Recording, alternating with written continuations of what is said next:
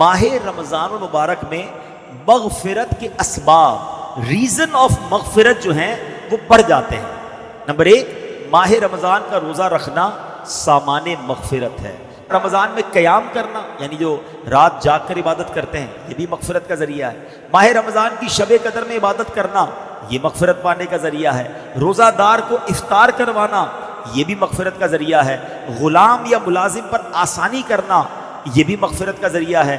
رمضان المبارک میں ذکر اللہ کی کثرت کی جائے کہ حدیث پاک میں ہے ماہ رمضان میں ذکر اللہ کرنے والا بخشا ہوا ہے، تو ذکر اللہ بھی مغفرت کا ذریعہ ہے۔ رمضان مبارک میں کثرت سے استغفار کرنے سے بھی بخشش کی خیرات ملتی ہے۔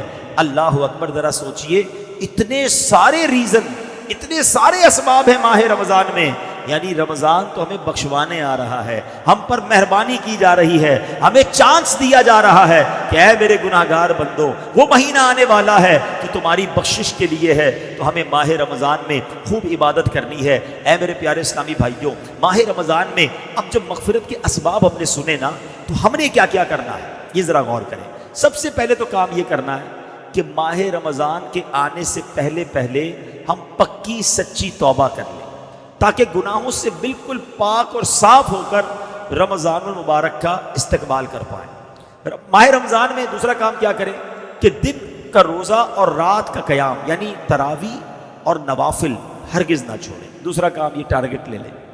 تیسرا، نفس امارہ کی خواہشات کو روکنے کی بھرپور کوشش کریں، کیونکہ شیطان تو بند ہوتا ہے لیکن ہماری عادتیں ہمارے ساتھ لگی ہوئی ہوتی ہیں، تو ہمیں اس میں ان عادتوں کی وجہ سے جو گناہ کی عادت ہوتی ہے نا۔ ایک سوال کیا گیا علماء سے کہ حضرت یہ ماہ رمضان میں تو کہا جاتا ہے شیطان بند ہوتا ہے، بندہ پھر گناہ کیوں کرتا ہے، پھر غلط کام کیوں کرتا ہے؟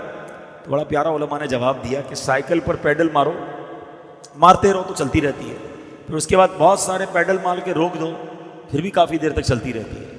فرمایا 11 مہینے شیطان نے اتنے پیڈل چلا دیے ہیں کہ باقی 1 مہینے کی بندے کی گناہوں کی سائیکل ویسی چلتی رہتی ہے۔ تو سائیکل رکے گی کیسے جب بریک لگاؤ گے؟ تو گناہوں کی عادت پر بریک لگانا ہے رمضان میں۔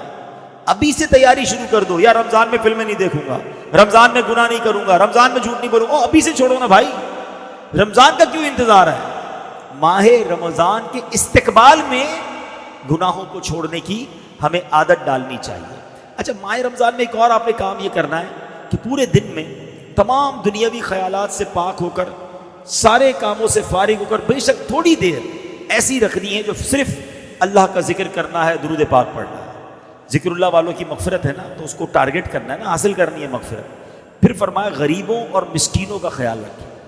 ماہ رمضان میں غریبوں پر وسعت کریں، غریبوں پر خرچ کریں، لوگوں کے ساتھ اچھا برتاؤ کریں۔ پھر ماہ رمضان میں ایک اور کام یہ کرنا ہے کہ خوب تلاوت کرنی ہے۔ ماہ رمضان تو ہے ہی نزول قرآن کا مہینہ نا، خوش نصیب لوگ میں نے دیکھا ہے کہ خوب تلاوت کرتے ہیں۔ تو کوشش کریں، اللہ توفیق دے تو 3 بار قرآن ختم کر لیں، 3 بار نہ کر سکے تو کم از کم 1 بار تو ختم قرآن رمضان میں اپنی تلاوت سے کریں۔ امام صاحب تراویح میں سنائیں گے وہ الگ ہے، مگر ہم اپنی تلاوت سے کم از کم 1 بار قرآن پاک ضرور ختم کریں۔